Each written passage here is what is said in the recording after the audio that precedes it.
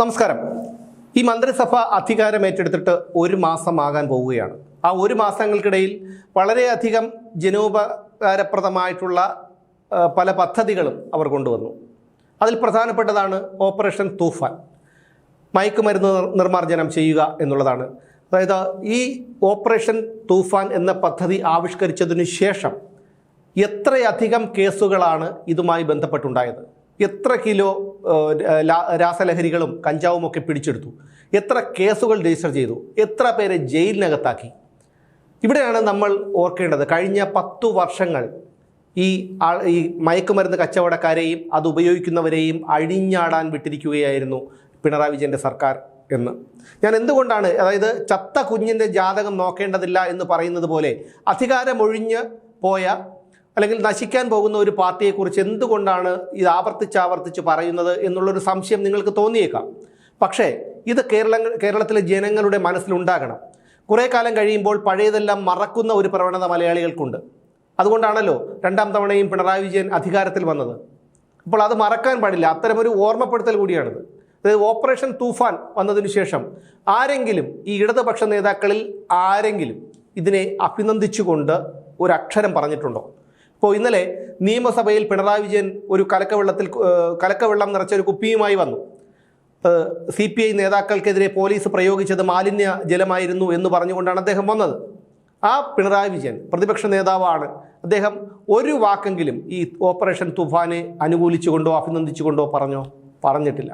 അത് പിണറായി വിജയൻ എന്നല്ല, ഒരു നേതാക്കളും പറഞ്ഞിട്ടില്ല. കാരണം തലയ്ക്ക് വെളിവില്ലാത്തവരെയാണ് ഈ പാർട്ടിക്ക് ആവശ്യം.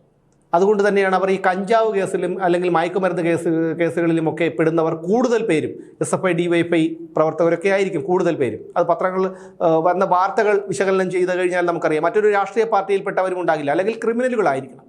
അല്ലാതെ കൂടുതലും ഇത്തരം ഉപയോഗിക്കുന്നത്, ഈ മയക്കുമരുന്നുകളും മറ്റും ഉപയോഗിക്കുന്നത് ഈ SFI പ്രവർത്തകരും DYFI പ്രവർത്തകരും ഒക്കെ ആയിരുന്നു എന്നുള്ള കാര്യം വാർത്തകളിലൂടെ വന്നിട്ടുള്ളതാണ്. എന്തായാലും അത്തരം ആൾക്കാരെയാണ് പാർട്ടിക്ക് വേണ്ടത്. തലയ്ക്ക് വെളിവുള്ള ഒരാൾ പോലും ഈ പാർട്ടിയിൽ നിൽക്കില്ല. കാരണം ഒരാളുടെ ജീവിത നിലവാരം മെച്ചപ്പെട്ടാൽ, അയാളുടെ സാമ്പത്തികാവസ്ഥ മെച്ചപ്പെട്ടാൽ, അയാൾക്ക് രാഷ്ട്രീയമായിട്ടുള്ള നിലപാടുകൾ ഉണ്ടായിരിക്കാം. അയാൾ BJPയിൽ പ്രവർത്തിക്കാം, BJPയോട് അനുഭവം ഉണ്ടായിരിക്കാം, കോൺഗ്രസിനോട് അനുഭവം ഉണ്ടായിരിക്കാം, ലീഗിനോട് അനുഭവം ഉണ്ടായിരിക്കാം, നിഷ്പക്ഷരായിരിക്കാം. പക്ഷെ അവരാരും ജീവിത സാഹചര്യം മെച്ചപ്പെട്ട ഒരാൾ പോലും ഈ CPMൽ പ്രവർത്തിക്കില്ല.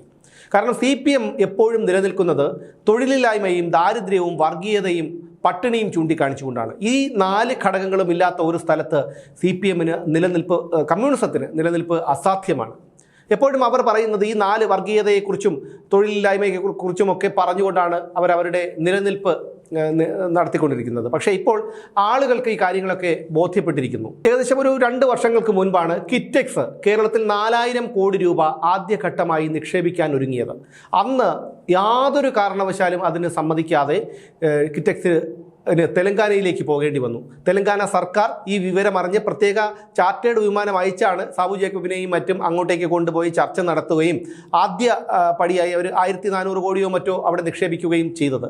പക്ഷേ ആ ഒരു പദ്ധതി കേരളത്തിലായിരുന്നു വന്നതെങ്കിലോ എത്ര പേർക്ക് ജോലി കിട്ടുമായിരുന്നു?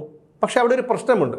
ഇത്രയും പേർക്ക് ജോലി കിട്ടിക്കഴിഞ്ഞാൽ, ഒരു 2000 പേർക്ക് അവിടെ ജോലി കിട്ടിക്കഴിഞ്ഞാൽ, ഈ 2000 പേരെ ആശ്രയിച്ച് അവരുടെ കുടുംബങ്ങൾ, ഒരു 4 പേര് ഉണ്ടെന്ന് വെച്ചോളൂ, ഒരു കുടുംബത്തിൽ 4 പേരെ വെച്ച് കൂട്ടിയാൽ പോലും 2000 പേര് വെച്ച് 8000 പേരാണ്. ഈ 8000 പേര് ഒരിക്കലും പാർട്ടി മുദ്രാവാക്യം വിളിക്കാനോ സമരത്തിനോ ജാഥയ്ക്കോ പോസ്റ്റർ ഒട്ടിക്കാനോ ഒന്നും പോകില്ല. അത് വ്യക്തമായി ഈ കമ്മ്യൂണിസ്റ്റ് നേതാക്കൾക്ക് അറിയുകയും ചെയ്യാം. അതുകൊണ്ടാണ് അവരിത്തരത്തിൽ ഈ തൊഴിൽ സ്ഥാപനങ്ങൾ പൂട്ടിക്കാനായിട്ട് എപ്പോഴും ശ്രമിക്കുന്നത്. കേരളത്തിൽ എൻ്റെ അറിവിൽ 120-ലധികം പൊതുമേഖലാ സ്ഥാപനങ്ങളും സ്വകാര്യ സ്ഥാപനങ്ങളുമാണ് ഇത്തരത്തിൽ CPM കൊടികുത്തി പൂട്ടിച്ചിട്ടുള്ളത്. അതെന്തുകൊണ്ടാണെന്ന് ചോദിച്ചാൽ, അത്രയും സ്ഥാപനങ്ങൾ ഇവിടെ തുറന്നു പ്രവർത്തിച്ചിരുന്നെങ്കിൽ അത്രയും ആൾക്കാർക്ക് അവിടെ ജോലി കിട്ടുമായിരുന്നു, അവരുടെ ജീവിത നിലവാരം മെച്ചപ്പെടുമായിരുന്നു. മാവൂർ ഗോളിയൂർ റേവൺസിൽ ഒരു സാധാരണ തൊഴിലാളിയായി വന്ന ആളാണ് ഇളമരം കരീം. ആ ഇളമരം കരീം പിന്നീട് എവിടെ എത്തി എന്നുള്ള കാര്യമൊക്കെ നമുക്കറിയാം. രാജ്യസഭാ MP വരെയായി. അല്ലാതെ മത്സരിച്ച് ജയിക്കാൻ ഒരിക്കലും ഇളമരം കരീമിന് കഴിയില്ല. അതുകൊണ്ട് രാജ്യസഭാ MP വരെയായി. ഈ ഇളമരം കരീം അവിടുന്ന് പോയത് മാവൂർ ഗോളിയർ റേവൺസ് പൂട്ടിക്കൊണ്ടാണ്. അപ്പോൾ അത്തരത്തിൽ 120-ലധികം, എൻ്റെ ഓർമ്മ ശരിയാണെങ്കിൽ 120-ലധികം പൊതുമേഖലാ സ്ഥാപനങ്ങളും സ്വകാര്യ സ്ഥാപനങ്ങളുമാണ് ഈ ചെങ്കോണകം കുത്തി ഇവന്മാർ പൂട്ടിച്ചിട്ടുള്ളത്. അപ്പോൾ ഞാൻ പറഞ്ഞു വന്നത്, നമ്മുടെ ജീവിത സാഹചര്യം മെച്ചപ്പെട്ടു വന്നാൽ ഒരിക്കലും നമ്മൾ ഇത്തരം പാർട്ടിയിൽ, ഈ ഒരു പാർട്ടിയിൽ പ്രവർത്തിക്കാൻ പോകില്ല. ഇത് നല്ല രീതിയിൽ അറിയാവുന്നവരാണ് CPM നേതാക്കൾ.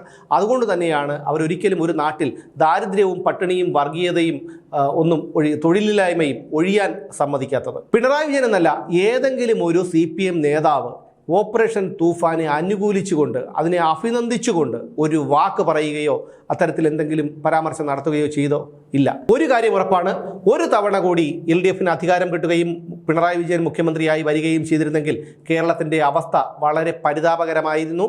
ഇതിനെല്ലാം, അതായത് ഈ മയക്കുമരുന്നിനെയൊക്കെ പ്രോത്സാഹിപ്പിച്ചതും ഇവരെയൊക്കെ ഇവിടെ കയറൂരി വിട്ടതുമൊക്കെ പിണറായി വിജയൻ്റെ ഭരണം തന്നെയാണ്.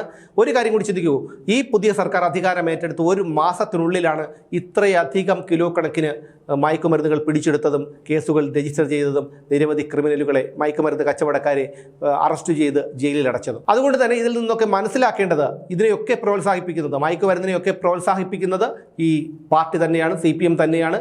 ഇപ്പോൾ ഇത്രയധികം മയക്കുമരുന്നിൻ്റെ ഉപയോഗം കേരളത്തിൽ വർദ്ധിച്ചിട്ടുണ്ടെങ്കിൽ അതിൻ്റെ കാരണവും പിണറായി വിജയൻ്റെ 10 കൊല്ലത്തെ ഭരണം തന്നെയാണ്.